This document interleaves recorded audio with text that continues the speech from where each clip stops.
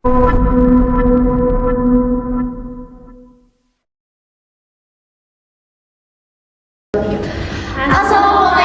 warahmatullahi wabarakatuh. Kami dari kelompok 4 kelas 2A yang beranggotakan saya sendiri Agita Safira dengan NIM 4132411015 dan teman Saya Dinanti Ahmad Cendra Kasih dengan NIM 4132411014. Saya Medan Amkafia Ramadhani dengan NIM 4132411013. Saya Eka Septiani dengan NIM 4132411016. Pada kali ini kami akan menjabarkan video tentang Efisiensi detektor Geiger-Müller menggunakan simulasi RedLab. Yes, Saksikan. Oke, kita dari kelompok 4 itu akan menjelaskan terkait penentuan efisiensi detektor Geiger-Müller dengan menggunakan simulasi RedLab. Pembahasan kita itu ada yang pertama ada tujuan praktikum, kemudian alat dan bahan, dasar teori, kemudian pengambilan data dan juga nanti ada pembahasannya. Kemudian untuk tujuan praktikum ini adalah menentukan efisiensi dari detektor Geiger-Müller.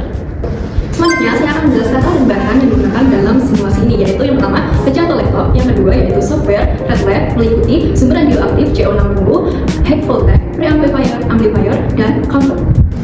selanjutnya masuk pada dasar teori. Detektor Geiger-Müller adalah suatu alat pendeteksi dan pengukuran radiasi yang digunakan untuk mendeteksi keberadaan radiasi di lingkungan sekitar. Radiasi ini dapat disebabkan oleh partikel alfa, beta, dan juga gamma ataupun sinar X. Efisiensi deteksi yang melekat di berbagai alat yang dioperasikan dalam metode pulsa didefinisikan sebagai probabilitas atau peluang bahwa jumlah radiasi yang datang pada detektor akan menghasilkan pulsa yang terekam. Nah, selanjutnya efisiensi itu dibagi menjadi dua, yaitu yang pertama efisiensi total dan efisiensi puncak. Efisiensi total adalah efisiensi yang memberikan probabilitas bahwa jumlah radiasi yang datang menghasilkan pulsa berapapun ukuran dari detektor. Yang selanjutnya, efisiensi puncak didefinisikan sebagai peluang bahwa kuantum radiasi akan menyimpan semua energi yang awalnya dari detektor. Efisiensi detektor menghubungkan sensitivitas detektor dengan radiasi spesifik yang diukur dengan persamaan, kemudian menghubungkan cacahan per menit dengan aktivitas sumber.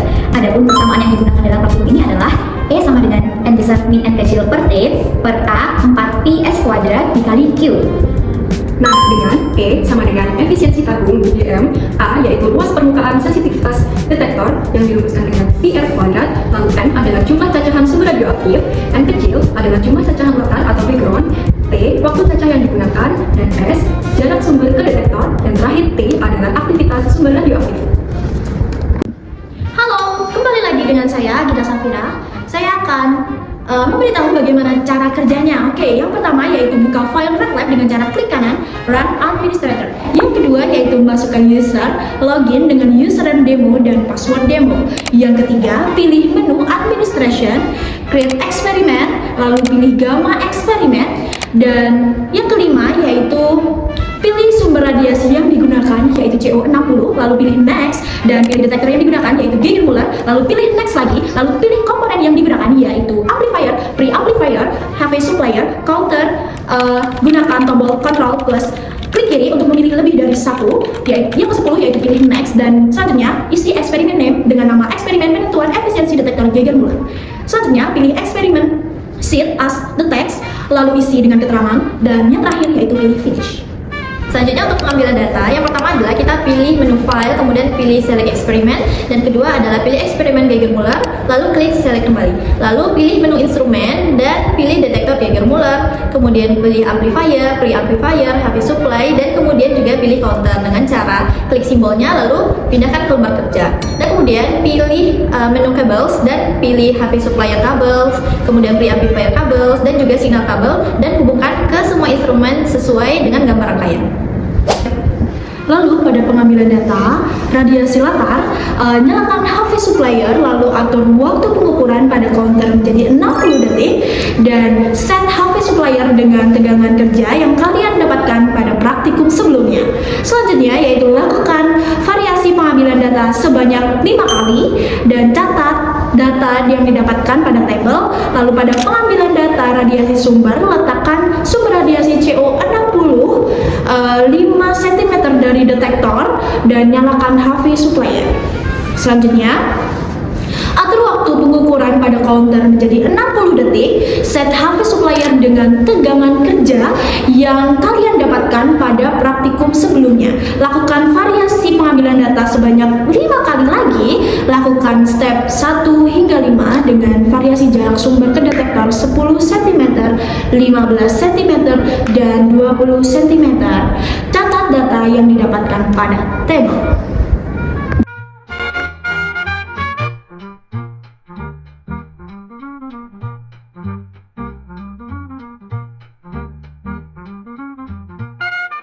Berikut adalah tabel hasil cacahan uji efisiensi detektor Wigner-Muller menggunakan sumber CO60. Yang pertama, kami mengambil cacahan radiasi latar dengan melakukan 3 kali pengukuran dan didapatkan rata-rata 1797,3. Selanjutnya, kami melakukan penambahan sumber radiasi CO60 dan dilakukan 5 kali pengukuran dengan penambahan masing-masing jarak 5 cm pada setiap pengukuran dan didapatkan hasil pada tabel yang tertera. Setelah itu, buat grafik perhitungan cacahan sumber radiasi dengan cara insert lalu pilih chart line. Pada sumbu Y diberi keterangan rata-rata jarak radiasi CO60, sementara pada sumbu X diberi keterangan range pengambilan data. Hasil rata-rata cacahan radiasi latar dan juga rata-rata perhitungan sumber radiasi CO60 dimasukkan pada tabel ketiga. Kemudian dilakukan perhitungan untuk mencari efisiensi dari detektor Wigner-Muller. Rumus yang digunakan yaitu sama seperti rumus yang sudah dibahas pada slide sebelumnya. Setelah diketahui hasil dari perhitungan tadi, kemudian dimasukkan pada tabel efisiensi. Tahap terakhir adalah membuat grafik tentang pengolahan data efisiensi, di mana sumbu Y adalah efisiensi dan sumbu X adalah range pengambilan data. Nah, berdasarkan hasil praktikum sebelumnya didapatkan bahwa efisiensi dari detektor Wigner-Muller mulai dari jarak 5 cm hingga jarak 20 cm ini menunjukkan kurva yang menurun. Hal ini sesuai dengan dasar teori yang kami gunakan, yaitu hukum inverse square law yang menyatakan bahwa semakin jauh jarak, maka efisiensinya akan semakin kecil. Begitu pula sebaliknya, jika jaraknya semakin dekat, maka efisiensinya akan semakin besar. Nah, untuk efisiensi deteksi ini akan menghubungkan sensitivitas detektor dengan radiasi spesifik yang diukur dengan persamaan, kemudian menghubungkan cacahan per menit dengan sumber. Ada beberapa faktor yang kemungkinan besar itu dapat mempengaruhi efisiensi dari detektor Wigner-Muller. Yang pertama adalah jarak antara sumber radiasi dengan detektor, di mana ini berhubungan dengan hukum inverse square law. Yang kedua adalah jenis dan energi radiasi, di mana detektor Wigner-Muller ini lebih efisien untuk jenis radiasi tertentu saja. Dan yang ketiga adalah jenis detektor, di mana efisiensi sistem pencacahan itu sangat ditentukan oleh jenis detektor. Yang keempat adalah pengaturan pencacahan, di mana seperti tegangan kerja, faktor aplikasi, dan lain sebagainya itu juga mempengaruhi efisiensi dari sistem pencacah. Selain jarak, efisiensi deteksi pada detektor Wigner-Muller juga dipengaruhi oleh sudut datangnya radiasi, posisi relatif antara sumber dan detektor, serta bentuk geometri pengukuran. Semakin sempit sudut paparan, maka kemungkinan radiasi tertangkap juga akan lebih kecil. Nah, sehingga efisiensi menurun, faktor jenis radiasi dan energinya juga berperan sangat penting. Karena detektor ini cenderung lebih sensitif terhadap partikel bermuatan daripada foton gamma yang tidak bermuatan. Di samping itu, efisiensi absolut dan yang relatif perlu dipahami untuk menilai kinerja detektor secara menyeluruh. Ketelitian hasil juga dapat dipengaruhi oleh latar belakang radiasi atau bisa disebut background count, serta fluktuasi statistik selama pencacahan. Oleh karena itu, untuk memperoleh hasil pengukuran yang akurat, penting mempertimbangkan semua variabel yang dapat dipengaruhi efisiensi, tidak hanya bergantung pada jarak yang semata. Baik dari hasil pengukuran, analisa, sampai ke pembahasan, kami dapat menyimpulkan bahwa efisiensi detektor yang berbanding terbalik dengan jarak sumber radiasi sesuai dengan hukum kuadrat terbalik. Pada jarak 5 cm, efisiensi mencapai nilai tertinggi dan menurun secara signifikan hingga jarak 20 cm. Grafik efisiensi membentuk kurva menurun yang konsisten dengan teori peningkatan jarak 2 kali mengurangi intensitas radiasi hingga 1/4 kali. Faktor penentu parameter efisiensi mencangkup parameter fisik, yaitu jenis detektor dengan jarak sumber ke detektor, karakteristik radiasi, yaitu perbedaan sumber radiasi yang digunakan dapat mempengaruhi data hasil yang dihasilkan saat percobaan, dan yang terakhir yaitu pengaturan parameter, yaitu parameter yang digunakan seperti amplifier, pre-amplifier, half-wave supplier, dan counter perlu dioptimalkan kembali untuk memaksimalkan sensitivitas. Sekian video pembahasan dari kami. Jika ada salah kata ataupun salah perbuatan, mohon dimaafkan. Karena kami manusia tempatnya salah, tapi kami wanita tidak pernah salah. Ubur-ubur ikan lele. See you on the next